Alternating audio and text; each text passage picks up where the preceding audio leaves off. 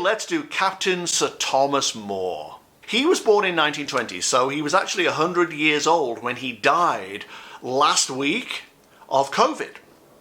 When he was 99, he had an accident, he fell, and he broke, I think, both hips, he had internal injuries, it was very, very serious. He goes into hospital, gets his treatment on the National Health Service, which is socialised medicine, which works, and he was a great fan of. And then when he comes out, they must have told him, look, you got to walk, boy. You need to walk backwards and forwards as often as possible to get some blood circulating in your legs and get your hips working.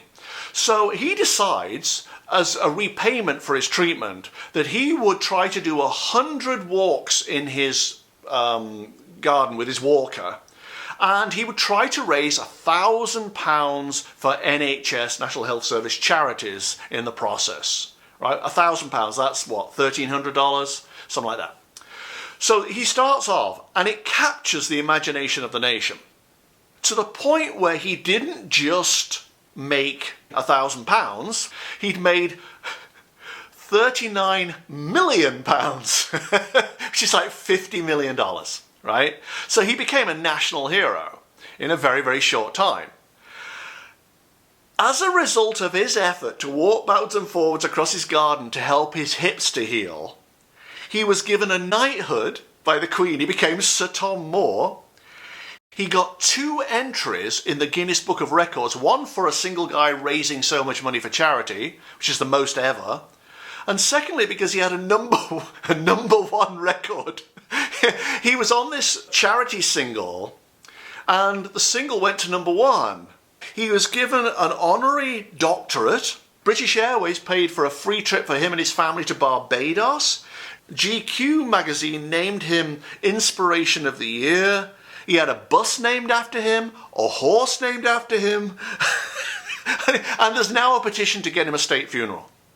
At 100 years old, he died. When I went into the Energy, I found the tunnel that I always see, but no Tom More, which was really interesting. And I waited a little bit, and suddenly here he comes, like hurtling in, and he was spinning. You know, in ice skating competitions, where there's a couple figure skating, and the guy will pick the woman up and just throw her over there. throw her over there. And she spins and spins and spins and just lands somehow miraculously on her feet. It was like that. He was just spinning, out of control, to the point where he actually had to steady himself and go, whoa, now hang on a minute. What? I'm sorry, what? What is this? What's going on? He was like in a whirl. It was like, it was like this. Like, please, can we calm down? Can we calm down? And he needed a rest. He needed to just stand there in his own energy and regain his equilibrium, which he did for a bit of a while. Part of his recovering of his equilibrium was the realization that he no longer had any kind of physical problems. There was no discomfort, no pain. There was none of the awkwardness that comes with age, where we feel rickety. That was all gone. Now he was in spirit form, in consciousness form. And all the encumbrances of mortality had been lifted. No pain. That was very noticeable. And that took some getting used to as well. But you can't stay still for very long. There is a pull. It's like a current. You know when you see seaweed moving backwards and forwards under the water, when the current comes by, it sort of convulses backwards and forwards. This energy brings propulsion, brings momentum. And he, from looking back going, what on earth have I just been through, turned around and succumbed to the pull of the current. It goes so far, and it's very easy. It's very warm and soft and lovely and effortless. He just goes with it. He's very trusting in that kind of way. But then the tunnel is about to go down and take him to the next level. And he looks back. And it's like the universe goes, you can't go back. It's all forward now. There was no time for regret. No time to yearn for what might have been. The current was too strong. And the universe said, come on. And he drifts down the tunnel.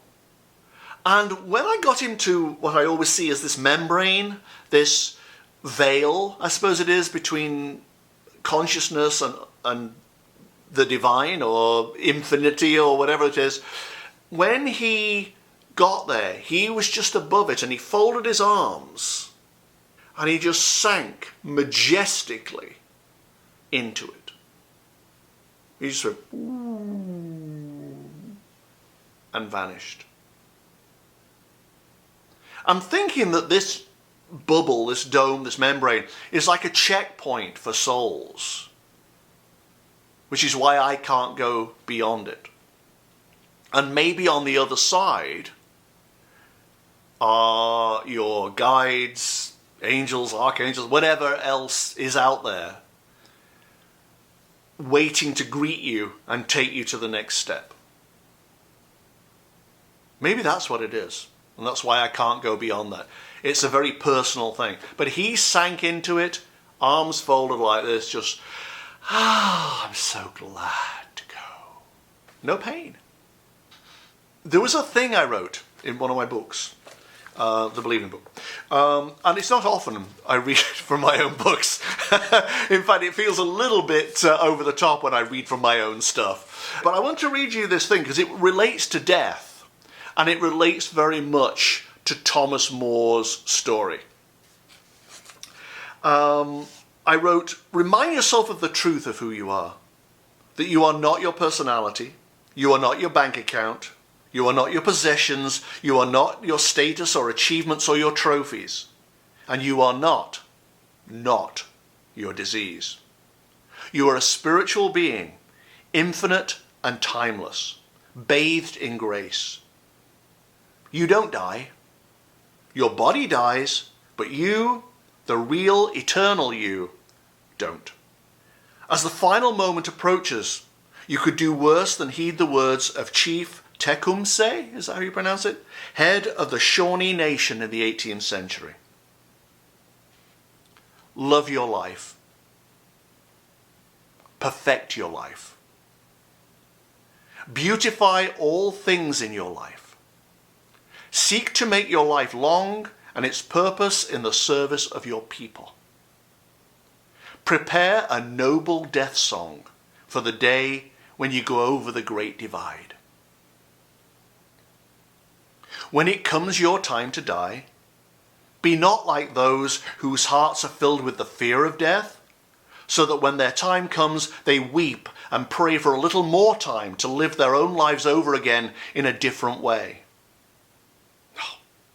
Sing your death song and die like a hero going home.